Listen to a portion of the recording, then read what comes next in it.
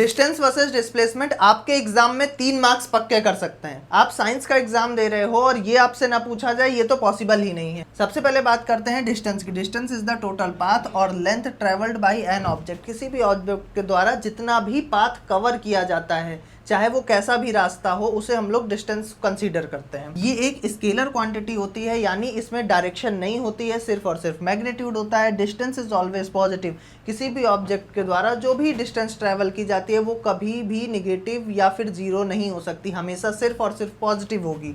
और एग्जाम्पल के लिए वॉकिंग 10 मीटर इन अ पार्क, अगर आप किसी भी पार्क में थोड़ी सी भी डिस्टेंस ट्रेवल करते हो तो जो भी मेजरमेंट होगा वो डिस्टेंस कहलाएगा। डिस्प्लेसमेंट की अगर बात करूं तो डिस्प्लेसमेंट होता है shortest part between initial point two the final point. मान लीजिए आप एक पॉइंट ए से पॉइंट बी तक गए, तो इस पॉइंट ए से बी तक जाने में आपने ये रास्ता कवर किया।